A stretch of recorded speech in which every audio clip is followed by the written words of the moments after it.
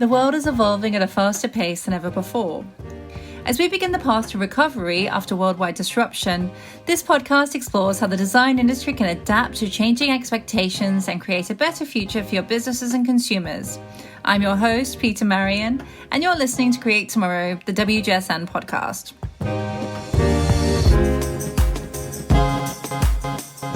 The global shutdowns earlier this year and continued restrictions on movement have plunged much of the world into a recession. The World Bank is forecasting that the global economy will shrink by 5.2% this year. This represents the deepest recession since the Second World War. The world's economies are reacting differently to the changed circumstances. With the UK economy forecast to be hardest hit by this crisis, it's set to contract by 11.5% in 2020. And that's only if the world avoids a second wave, according to the OECD. Other markets may fare somewhat better, with China expected to slow to 1% growth this year and then rebound to 6.9% growth in 2021. Europe is forecast to contract by 4.7%, Latin America is likely to be down by 7.2% in 2020, and the US is forecast to be down by 6.1% this year. As we operate through a really difficult landscape for businesses, consumer behaviour is changing rapidly. Even for those who remain financially stable, the broader economic environment is making people feel much more concerned about their financial circumstances. This is changing our attitudes to spending, which is going to have huge implications for the industries that we operate in.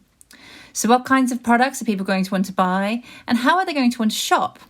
Well, today I'm going to be joined by some of my fantastic colleagues to explore what this will mean for brands and businesses moving through this period and how they will need to adapt.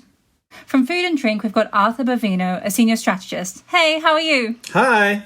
Now, I've just found out that you've published 2 books on an interesting topic. Can you tell me a little bit about this, please? I'm a bit of a pizza obsessive, and so Buffalo, New York has its own regional style of pizza. When I had an opportunity to go up there to do some research for a book, that was kind of my excuse. I was like, I can go eat all the pizza up there. Anyway, I went up there and I found out that there's all of this culinary history beyond chicken wings, buffalo wings, that I kind of got obsessed with. So I wrote a book about the culinary history of Buffalo and an accompanying cookbook. Oh, fantastic. I look forward to reading it. Maybe you'll have to get some copies out to the London office. Sounds good. And then one more question. Through the pandemic, have you been spending or saving? I'd say a mix of both. I started to try and pay off whatever outstanding debt I had on my credit cards to try and take care of that. And then since then, I've, once in a while, I feel like you have to kind of splurge a little bit to give yourself that sense of luxury and comfort as we go through these trying times. But I would say for the most part, saving. And I'm also joined by Joanna Lowery, who's a senior consultant on WGSN's Mindset team. How are you, Joanna? I'm good, thanks, Peter. How are you? I'm great, thank you. I'm really looking forward to the weekend. Me too. And how have you been spending or saving during the pandemic period? You know what? I've actually been doing a massive clear out. So I have been saving and setting up a little business of my own on eBay, just flogging all the junk in my house, doing a real kind of Mary Kondo kind of gone wild throughout lockdown. I basically have no belongings left. Oh, wow. I've been doing something similar because I've just moved house. So I had to get rid of a ton of stuff before I moved. And it was a very stressful process in the end because I was trying to get people to buy things that maybe they didn't want, or that it was sort of harder to do. I think it was like hard to sell furniture because you would list them and then people wouldn't show up to collect them. It was just very frustrating in the end. Well, also, I feel like there are so many people that are also in the same situation. And so it's like this glut of, furniture. People are leaving things on the streets here in New York City also. And, it's like, just pick it up and take it with you because there's so many people moving. I ended up doing that in the end, and I ended up putting stuff out on the street that I couldn't imagine putting out there. And it was just one of those things where you start to realize just how annoying and frustrating moving house is. But anyway, let's get into the topic. So what do we think the economic landscape is going to look like moving forward? Joanna, do you want to kick off with this one? Yeah, sure. I mean, in a nutshell, pretty dire. There are some economists saying that this recession is going to be worse than the Great Recession. There's a BBC article I read the other day which said that employers in the UK are planning more than twice as many redundancies than they planned at the height of the last recession in 2008. So that's a lot of people out of work. There are already a lot of people out of work, a lot of people on the furlough scheme who are probably thinking that they might lose their jobs quite imminently when the furlough scheme ends next month. So yeah, it's not a great outlook, and compounding this, of course, in the UK is Brexit, which creates a lot of uncertainty as well from an economic point of view. Absolutely. And Arthur, what do you think? How do you think it's looking in the US? We saw obviously these runs that were happening on the supermarkets and people stocking up on things to the point where in May there were reports about waiting lists for freezers, for standalone freezers, so that people could, put all of this stuff somewhere. There were still reports of that as recently as July, so that trend was continuing. But we have seen that some of the the sales have slowed, and people aren't quite doing the runs on dried beans and canned goods that they were doing several months ago. So I think you're going to see some mix, especially if we have spikes where possibly some of a return of this kind of hoarding and spending comes back, but it's not necessarily going to be that's the new normal in perpetuity without kind of its ebbs and flows, if that makes sense. But it's, also, restaurants, that's all up in the air still in the U.S. We don't have indoor dining in some parts of the country. In New York, it's been pushed back to, the end of this month. And as the weather changes, it's going to be tricky for a lot of these businesses. I think the stat that I saw recently was that some 20,000 restaurants had closed, Yelp said. And, the ones that are hanging on now who have been able to get deals with their landlords on rent or have been doing outdoor dining, what do they do as the weather turns? And I think that's that sort of question, particularly for the hospitality industry, because, we have all been celebrating this idea of being able to dine out on the streets and things like that. But then obviously, summer is not forever. And we are sort of coming to the tail end of that, particularly in the Northern Hemisphere. Obviously, in the Southern Hemisphere, we're moving into summer. But, it's that idea of like, what next? And I think for a lot of retailers and hospitality industry and everyone, it's just like starting to really try and figure out what the consumer is going to be doing come winter. So what do you think that's going to look like in terms of their spending behaviours and their spending priorities? Are they going to be still looking to go out to restaurants, Arthur? Yeah, I think that there's definitely going to be people that are saving up for special occasions, and there'll be restaurants that they go to. I think restaurants are really going to have to struggle to adapt. There's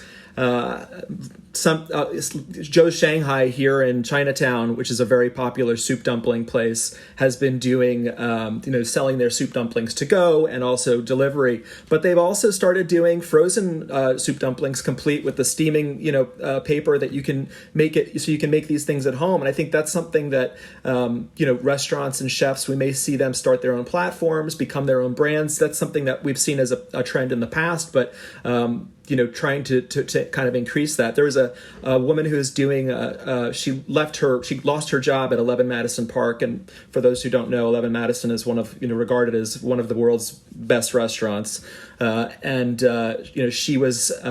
She lost her job. And then she started this side hustle of doing these donuts, and she was just posting about them on Instagram. And this side hustle, so to speak, has now become this viral sensation where there's a waiting list to get these Filipino flavored donuts. I think you're going to continue to see people try and adapt because there are people that still want to have these experiences. They still want to have the cronut. They still want to have, the Instagram postings may have kind of taken a pause, but I don't think they're dead. And the people that aren't posting their food for likes, I think that they're still going to want to have their special occasion meals or indulge in their pizza or their mac and cheese. And there are ways that restaurants can kind of deal with that with cheaper cuts of meat or more things like, pot roasts, plant-based standpoint also. So I think that, they'll just have to try and adapt, but it's tough. Yeah, for sure. And I think one of the things I quite liked in the first part of the pandemic, I feel like it's a bit odd to say that I quite liked, but it warmed my heart in a difficult time, I guess would be the better way of phrasing it, was some of the stuff that I saw coming out of China, which was about people posting photos of the food that they were cooking at home, but it was very much around celebrating the imperfections of the food and the fact that, that sort of shift away from the Instagram culture of the perfect plate or, that perfect home chef kind of moment, which is kind of really about stunting and showing off, but it was more around like, you know, seeking connections through learning how to cook and finding new ways of experiencing food, because obviously, you know, particularly for the middle class in China, there is much more of a culture of food delivery because it's just the economics are just so much cheaper to not cook yourselves. And I suppose it's quite common in New York as well, but it's just that idea of taking that time to learn. And is that something you're seeing sort of more broadly? Certainly. I mean, I feel like also we're talking about using these social media platforms. I think that's also, you know, we were all really much came together through our fermented, our sourdough starters and our spring onion graphs that were happening. We were all kind of in it together in those imperfections for sure. But I think we can have these restaurants delivering us these, you know, this food only as long as they're still open, though. Also, I mean, you know, it's not to go back to this, you know, harp on the same thing, but it really is a survival kind of situation right now. And I think that, you know, all of those businesses that are sort of pivoting and finding new ways of reach the consumer are going to be the ones that survive in this sort of new landscape. I mean, even in, you know, I'm looking sort of further afield and my family in Australia, and they're ordering, you know, one of my favorite things has been to order my dad a Father's Day meal from this really lovely restaurant that we always go to as a family, and to have them deliver that. And obviously he had to put it, my mum actually ended up putting it together, but, you know, they put it together, and it was like having a special restaurant meal at the place that we always go to for all of our family celebrations, and being able to have that celebration in a very much adapted way, particularly because obviously in Australia at the moment they're still on stage 4 lockdown, so it's still very much like you can't go anywhere and do anything. But it was nice to be able to have those sorts of moments. So I think it is really about that sort of economics of adaptation, really. Certainly. And, you know, there's a service called Goldbelly that does delivery of regional specialties from across the U.S. So you can get, you know, like your special regional Connecticut style pizza, or your beef sandwiches from Chicago, or, you know, and I think there's, you know, you saw a lot of people kind of supporting these smaller businesses or iconic businesses, and also trying to travel through these online services.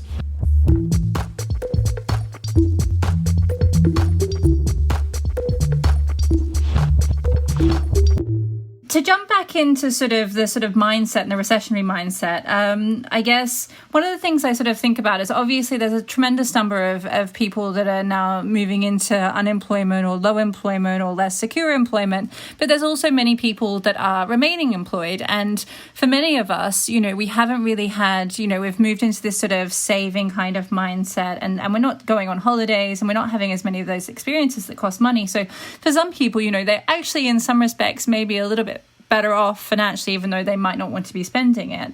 And I was just wondering, for those people, what is their sort of mindset looking like? Joanna, can you speak to this at all? Yeah, I think you're absolutely right. Like, I've noticed how much money I've been saving just by not commuting every day. And as you mentioned, like not going on holidays, not eating out, not, you know, contributing to the experience economy that was thriving so much pre-lockdown. So there definitely are people with cash to splash, and you have seen some people with an appetite to spend, just really going online and having a steady stream of parcels arriving every day. And also, I think this phenomena of revenge spending, there was all that footage in the UK when, you know, bricks and mortar retail could open again after lockdown in July. There were queues down the street in Oxford Street, you know, for Primark, for Nike Town. So people were really keen to go shopping again. So I think there is a bit of that sort of pent up desire to spend. But on the flip side, I think there probably is a pervasive sense of vulnerability, even if people are employed, because they're seeing a lot of their employers batten down the hatches, prepare for austerity 2.0. And so, you know, they might have a job for now, but looking ahead into 2021, they might be more vulnerable. Absolutely. And I mean, are you seeing any sort of differences around that in the US, Arthur? I think, you know, we're going to continue to see this move into private label. Aldi has been pushing to become, I think, the third largest grocery retailer in the U.S. And instead of e-commerce, they've been using their path to scale has been hinging on an aggressive private label strategy and physical store expansion. Target's adding hundreds of new items to its exclusive Good and Gather brand.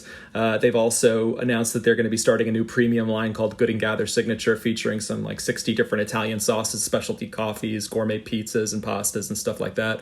So I think that, you know, you'll see that millennials, for instance, are already widely known as being huge fans of Trader Joe's and have a relationship with the store and its products. But maybe they may be open to developing new relationships with private label products for other brands. I think the thing that's really going to be important for these companies, though, is that they're still going to need to deliver. Clean labels, extra nutritious ingredients, global flavor profiles, novelty.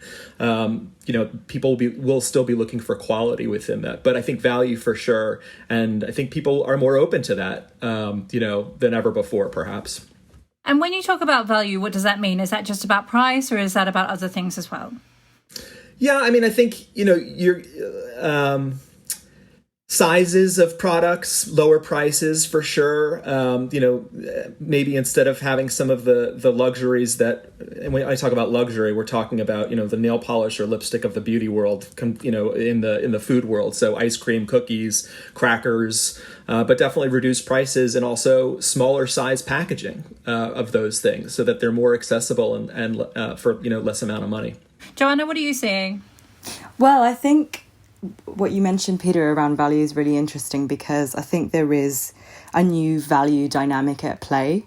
I think, when it comes to a recessionary mindset, the way that, people generally think people behave in a recession is save more, spend less, trade down, think about price, and be really frugal. And I think, yes, there will be a segment of the consumer population that does behave in that way, but there will be a polarization in behavior, because there will be other consumers who are actually going to trade up, who are actually going to be looking to buy less, but better. So, thinking more about things like durability, thinking about like the multi-purpose nature or use of products. These things are going to, represent good value for them. It's not just about a race to the bottom on price. And we've seen the rise of conscious consumption over many years now, and we've been talking about it a lot at WGSN. But, that is very much going to impact how consumers think and behave in this recession. And I think that's really, truly one of the big things that we've been talking about, particularly on Insight, around the sort of accelerators from the coronavirus, is really that idea of, conscious consumption, about really being aware of where you're spending your money. And so it really does come into this, more complex value narrative for the consumer, which is really about making sort of certain kinds of trade-offs where you're looking at, the price is one aspect, but it has to align with your moral values as well.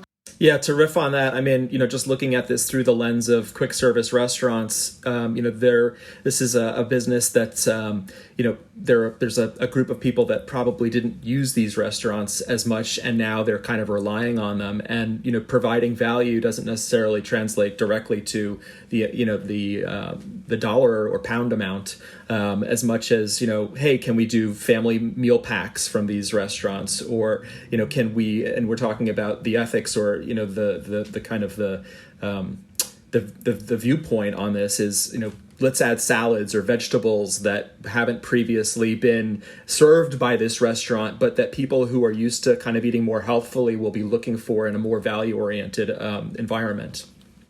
And that was actually my next question, which was really around health and sort of that kind of trade-off in a recessionary environment, because obviously we're in this phase where, we're really prioritizing health, particularly as we've got this spectre of this virus kind of hanging over us and the potential for second round and second waves of lockdowns and things like that. And just wondering how health sort of fits into that recessionary mindset and that recessionary behavior. I mean, more than ever before, and companies can kind of... they can adapt by perhaps, using cooking techniques that don't rely on a fryer maybe, or, that would appeal to QSR, different kinds of QSR consumers, but also baked proteins. We're talking about individually sized servings, the way, you can have a pizza and everybody can take a couple of slices. You can't really, how can you do that for a burger chain? How can, are there ways for other kind of restaurants that have these very niche foods that don't necessarily translate that way? How can they innovate and make themselves accessible in that same way? And to answer that question in the context of, I've been working with a lot of fashion clients recently, and, you might not necessarily think that fashion is directly connected to health, but even within that sector, there are ways that businesses and brands can make sure that they're addressing consumer concerns about health. So, one obvious way is to really look at assortments. People are really interested in at-home workouts and keeping fit. So prioritizing activewear and making sure that's really well represented in your assortment. Thinking about bringing some of the performance qualities that you see in activewear to everyday wear, antiviral fabrics, for instance, and also building in like protective features into outerwear, for instance. You might thinking of like oversized collars and hoods and things that give people a bit of a sense of protection and security because they are feeling anxious and fearful about this virus.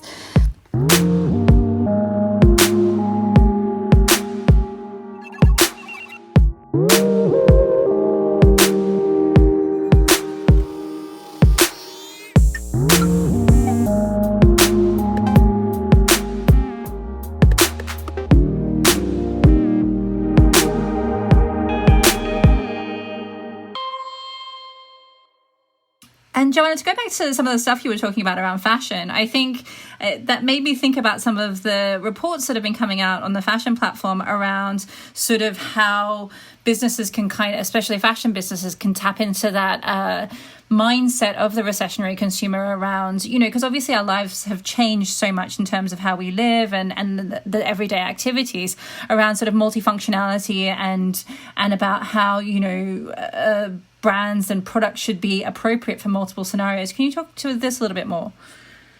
Yeah, absolutely. So I think this idea of multifunctional wear in a fashion context is really key. So we've been talking to our clients about, blurring the boundaries between, say, activewear and sleepwear to create, loungewear products. Like loungewear is the big buzzword in fashion at the moment, but loungewear really is I guess clothing that's comfortable and versatile. So at WGS and in a lot of the reports, we've been using this term 2-mile wear, which is this idea of, clothes that are comfy enough to mooch around the house in, but smart enough to be able to pop to the shops and buy, a bottle of milk. So that built-in functionality both speaks to the way that consumers are living their lives, these kind of lifestyle shifts. And the thing about many of the shifts that we've seen in lockdown is that for the most part, they're here to stay. Some of the big ones like remote working is certainly going to endure in some form or another into 2021 and probably even post that. So making sure that products suit the way people are living their lives now. But also, to that point around value, if something has multiple uses, it's easier to justify as a purchase. So, and it's not just applicable to fashion. I think really any category to innovate in this moment is to think strategically about what are the lasting lifestyle shifts that are going to impact customers and how can we create better value by making products that are going to be meaningful and useful. Talking about our recent reports just made me think about our modern pantry report, and also Joanna was mentioning, being having products that are kind of designed for different ranges of people. This is we're talking about the modern pantry and how the idea of the prepper has kind of been reinvented, but all these people went out and grabbed all this stuff. But you're thinking about your 99-cent or your low-cost cans or whatnot. There's also a gourmet tinned fish. There's also more sustainable and shelf-stable tinned goods that can be appealing to certain kinds of customers. Another report that we did recently was our instant cup meals, and those are now solving for clean labels, making them more customizable. Here's this thing that college students were surviving on, and now they're still surviving on them, but now a lot of other people are surviving on them that maybe weren't kind of looking in this direction, but still want to have less sodium or more adventurous flavor profiles. So those are two reports recently that come to mind when Joanna was talking there. And I think that idea of that instant noodle sort of pot is really fascinating because it is such a it is such a studenty food, right? And to see and looking at that report, it was very much elevated, and it was a very nice experience. It made it quite aspirational, actually. And I was just like, oh, where can I get some of these? It did really change the way that you think about that product. And people are very passionate about these things. I mean, I can't even tell you 3 or 4 months ago when a friend of mine, was like, dude, you got to get these special noodles from Thailand. They're like the most amazing instant noodles I've ever had. And so, here I was like in May still looking to hoard stuff. And now I've got these, instant noodles that I'm like been dressing up. And like he was right. They're probably some of the best instant noodles that I can remember having. But of course, I can't remember. I think it's Mama. It was the brand that he turned me on to.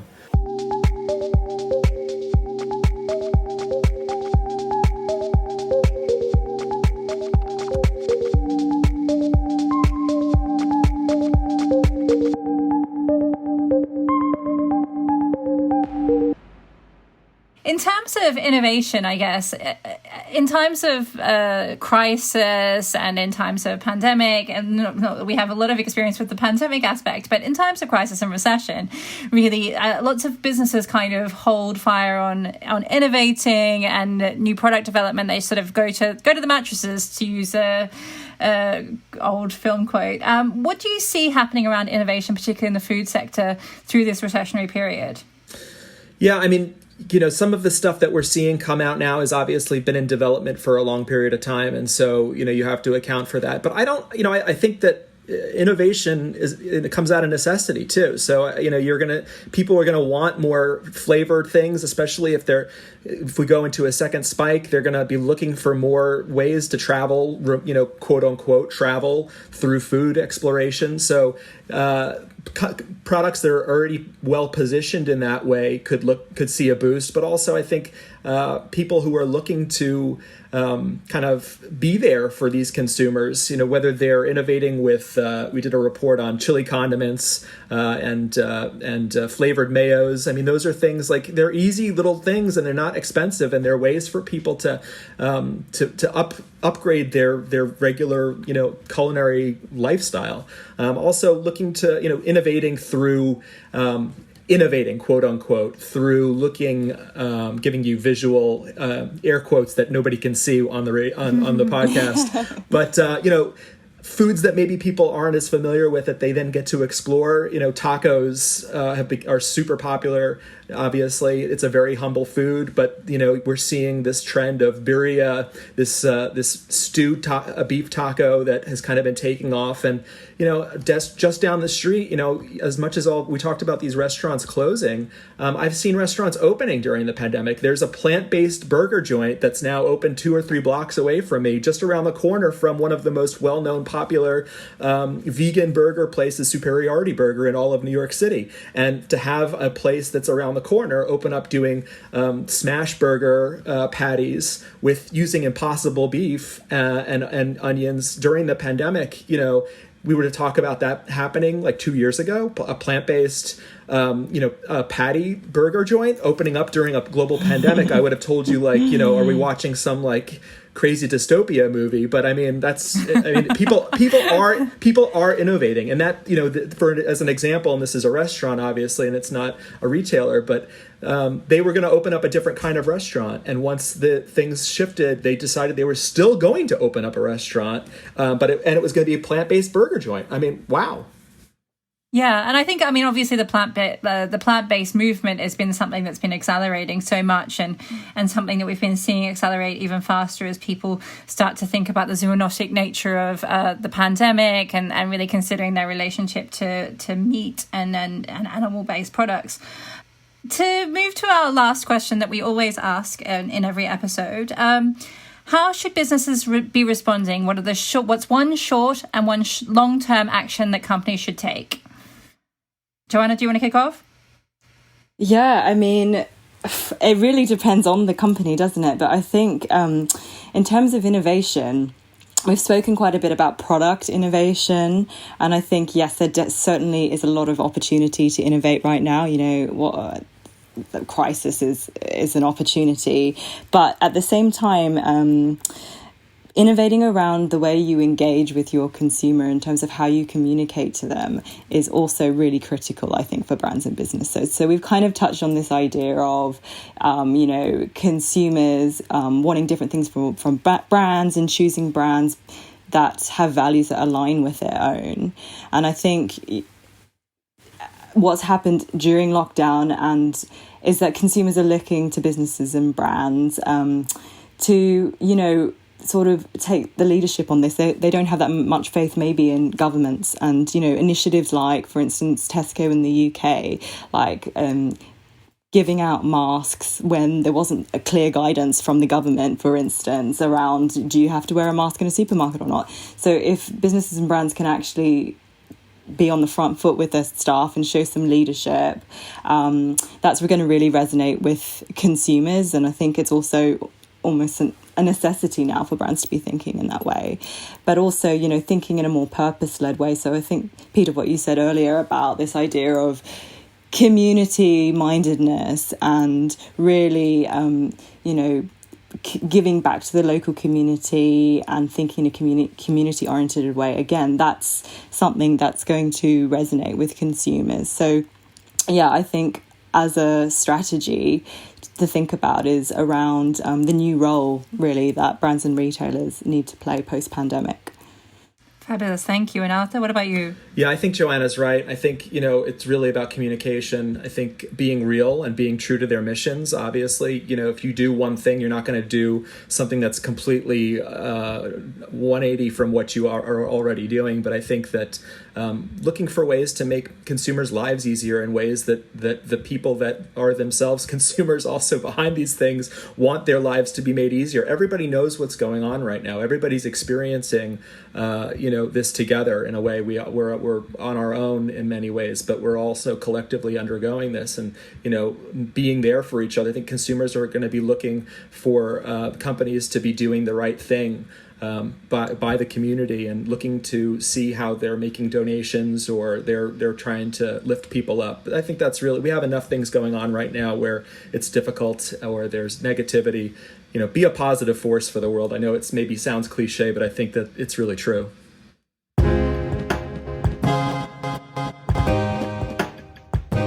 And that's all we have time for today.